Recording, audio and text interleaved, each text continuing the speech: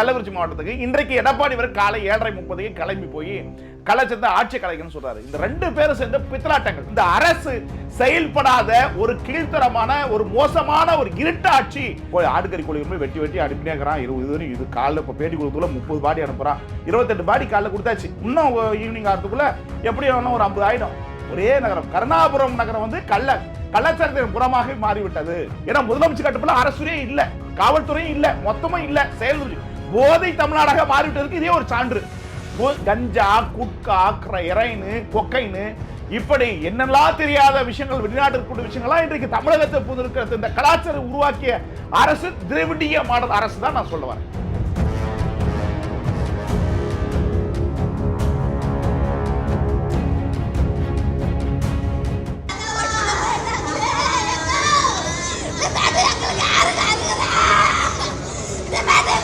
இளைய சமுதாயம் கெட்டுக் கொண்டிருக்கிறது.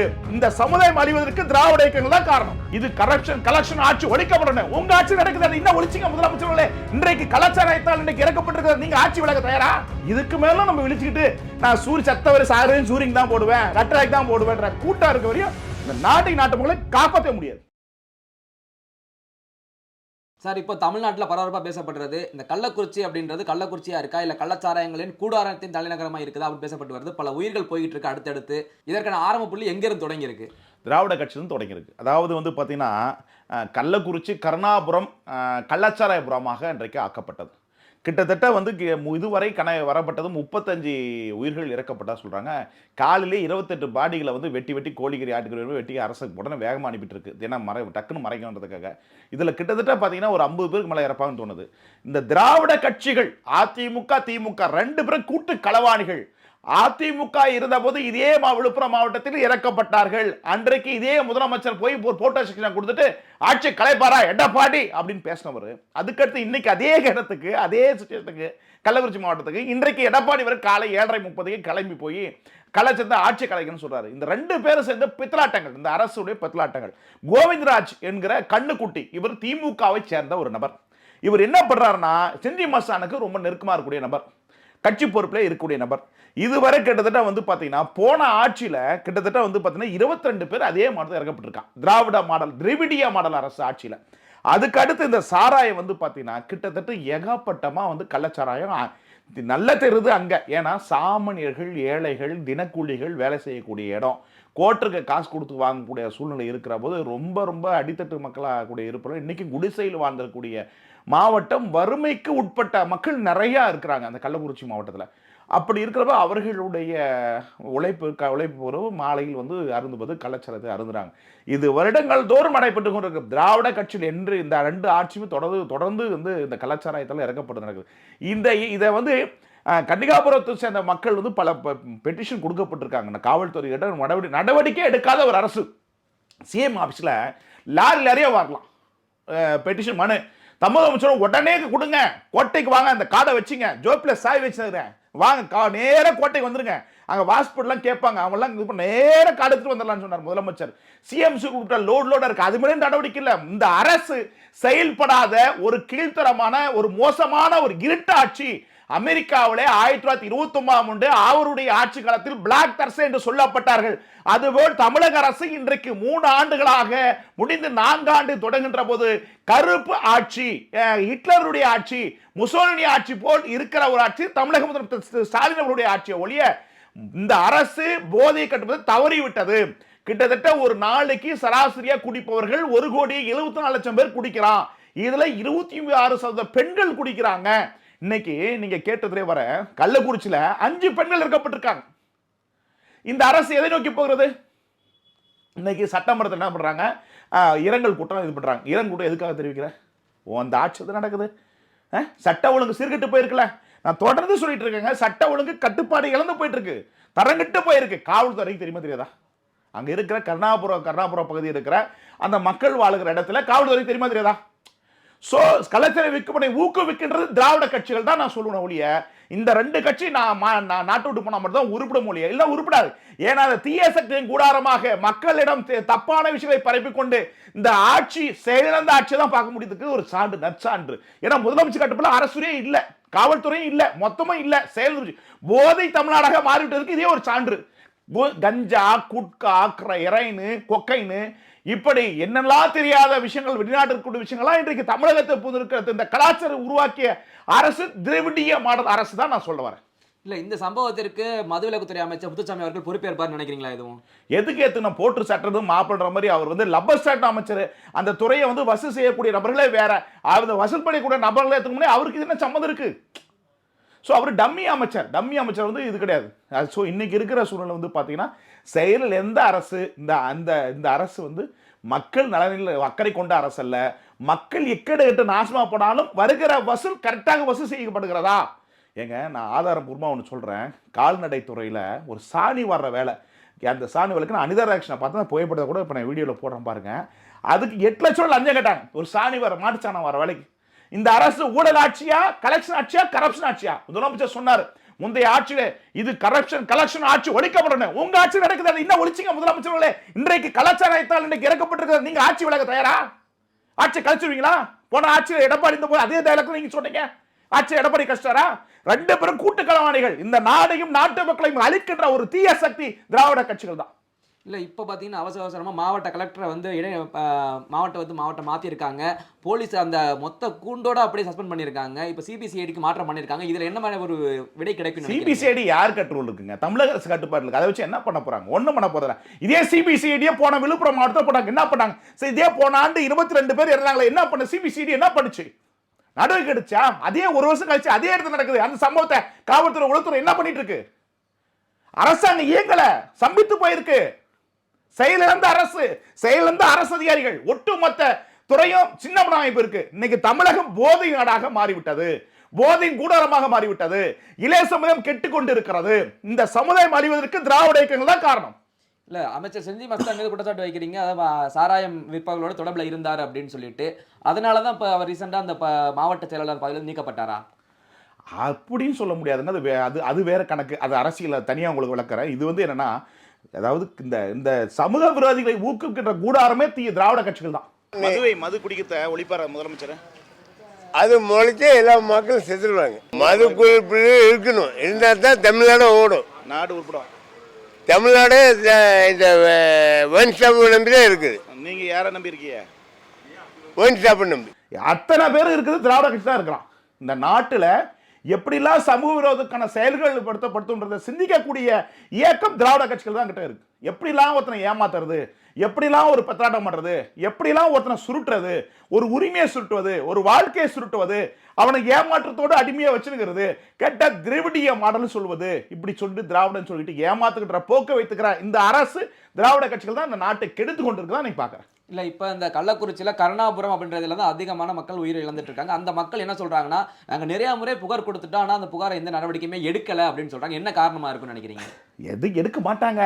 இது மக்களுக்கான அரசு அல்ல, தனக்கான அரசு, தன் குடும்பத்திற்கான அரசு, வெளிநாட்டுகளுக்கு பணத்தை அனுப்புகின்ற அரசு. இன்னைக்கு எல்லா துறையும் அது ஆட்களை போட்டு ஆடிட்டரை போட்டு வசூல் செய்கிற அரசு. மக்கள் நலனில் அக்கறை கொண்ட அரசு அல்ல. மக்களுக்கான திட்டம் இல்லை, மக்கள் வளர்ச்சிக்கான திட்டம் இல்லை, பொருளாதார வளர்ச்சிக்கான திட்டம் இல்லை, மாணவ வளர்ச்சிக்கான திட்டம் இல்லை, தொழிலாளர் வளர்ச்சிக்கான திட்டம் இல்லை. ஏழை எளிய மக்களுக்கான அரசுக்கான திட்டம் எதுவும் கொண்டு வரப்படாத ஒரு பூஜ்ய அரசு. எடுத்துக்காட்டு 2ஆம் புலிகேசி ஒரு படம் பார்த்திருக்கீங்க. அதுல 1ஆம் புலிகேசி எப்படி இருந்தாரோ அதே போன்ற போக்கில் இருக்கிற ஒரு முதலமைச்சராக தான் இன்றைக்கு இருக்க ஒழிய, அது மாதிரி தான் எடப்பாடியும் ஆகச்சிறந்த முதலமைச்சர்கள் தமிழ்நாட்டுக்கு கிடைக்கவில்லை. இது கிடைக்கணும், படிச்சும் வரணும், அறிவு சிந்தனை உள்ளவன் வரணும், இல்ல நாடு உருப்படாது. பல நடிகை சொன்ன நாடு நாட்டம் நாசம் பண்ண இந்த மாதிரி ஆட்சி ஆட்சி அதிகாரிகளும் கூட இது குழந்தையாக இருக்கிறார்கள். அரசுக்கு துணைந்து இயங்குகிற அமைச்சர் மட்டுமல்ல, அது சக்கரமா இருக்க அரசு இயங்கி கொண்டிருக்கிற அதிகாரிகளும் ஒரு மோசமான செய்து இருந்து கொண்டிருக்கிற நபரை தான் பார்க்க முடியும். ஏன் காவல்துறைக்கு தெரியாதா? அவன் கைவிட்டு வாங்குறான், இதை ஊக்குவிக்கிறான். விபச்சார கலாச்சாரம் பெருகிறது, கள்ளச்சாராயம் பெருகிறது, குட்கா கலாச்சாரம் இருக்கிறது, கொக்கை கலாச்சாரம் இருக்கிறது, ஊசி கலாச்சாரம் இருக்கு, எல்லாமே இருக்குதுங்க. சமுதாயம் சீர்கெட்டு போடுறதுக்கு இதுதான் சான்று, நற்சான்று. இன்னும் நிறைய வரும். ஏன்னா அவ்வளவு அளவுக்கு மோசமா இருக்கு. உன்னை விட பச்சை சொல்லப்போனா தமிழக அரசினுடைய கட்டுப்பாட்டை மீறி போயிடுச்சுங்க. தமிழக அரசினுடைய கட்டுப்பாட்டை மீறி போயிடுச்சு. இந்த தமிழ்நாடு போதை நாடு. தமிழ்நாடு அண்ணா சொன்னாரு சொல்றதை விட்டலாம்.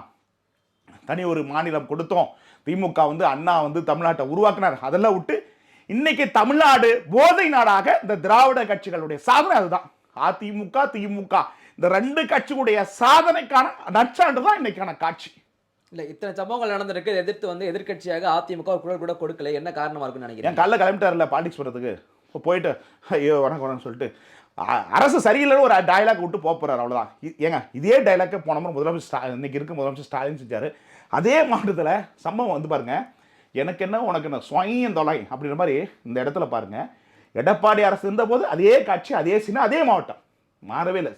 காட்சிகள் தான் மாறுத ஒழிய சீனில் அதே தான். அதே இடத்துல இன்னைக்கு அதே முதலமைச்சர் ஸ்டாலின், அதே இடத்துல எடப்பாடி, கருத்துக்கள் வந்து ரெண்டும் ஒத்து போகுது. அப்படின்னா இந்த ரெண்டு கட்சி நாசம் பண்ண கட்சியா இல்லையா? உருப்படாது, நாடு உருப்படாது.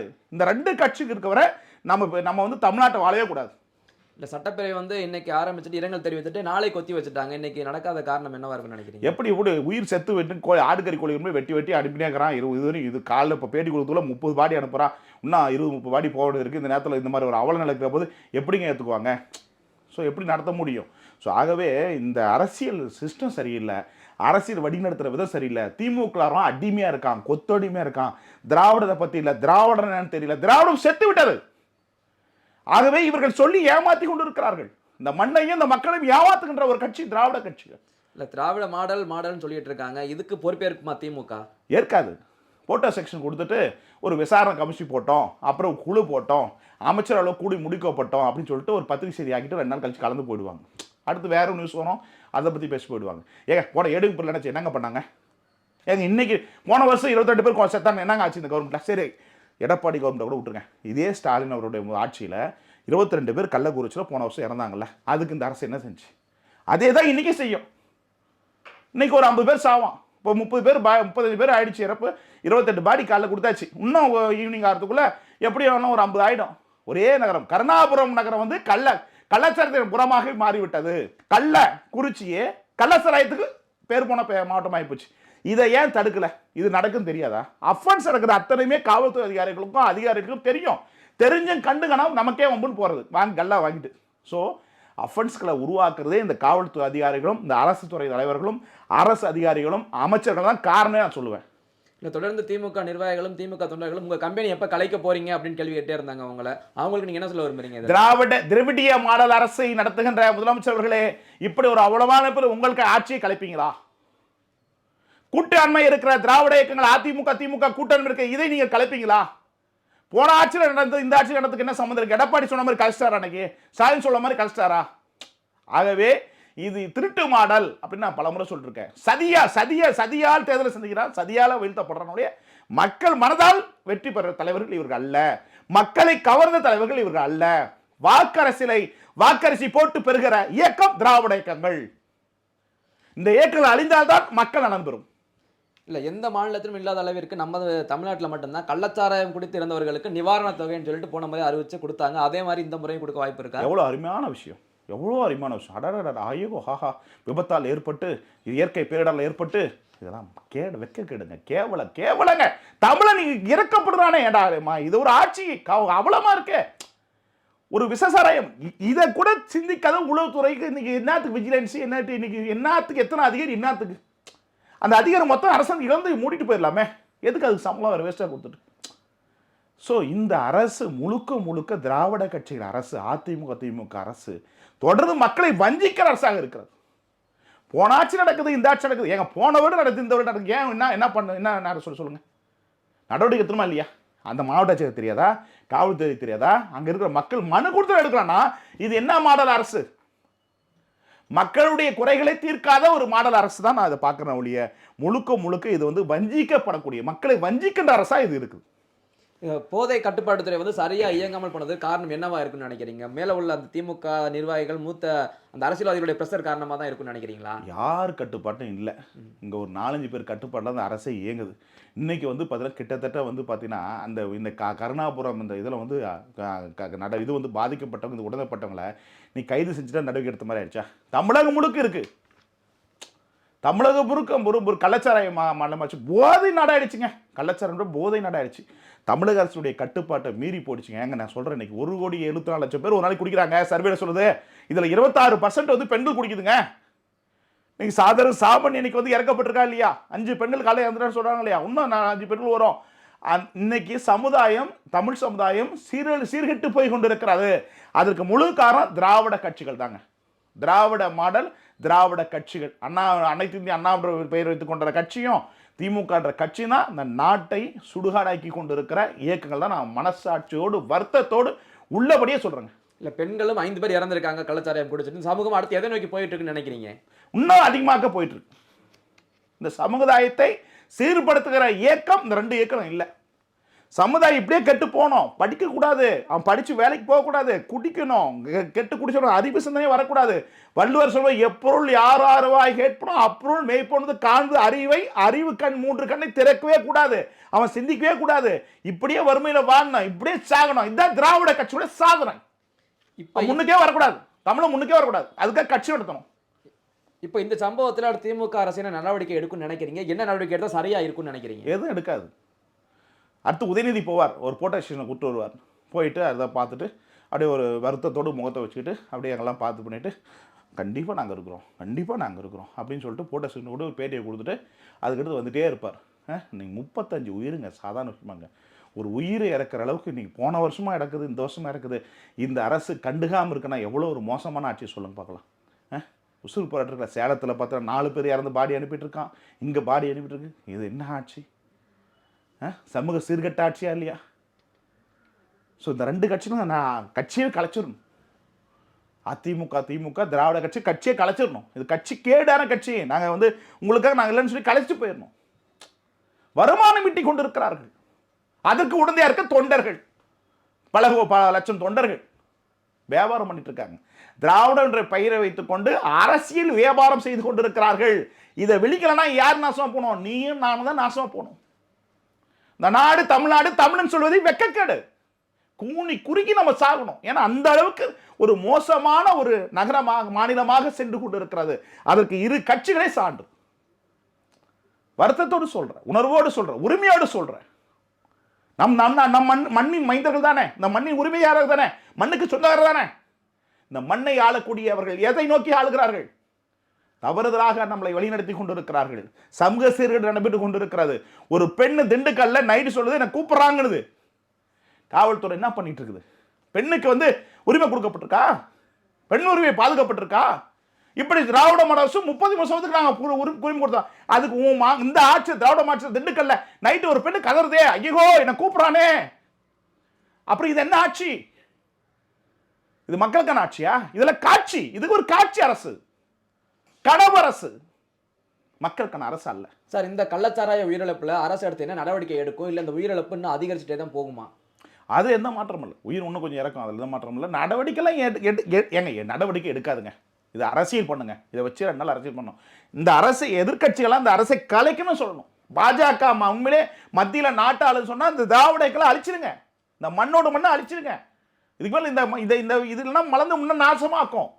இன்னைக்கு இந்த கள்ளச்சாராயம் வந்து பார்த்தீங்கன்னா கண்ணு, நுரையீரல், கிட்னி இதெல்லாம் மொத்தமாக ஆர்கன்ஸ் அவுட் ஆகிடும் மித்தேன் மூலமாக.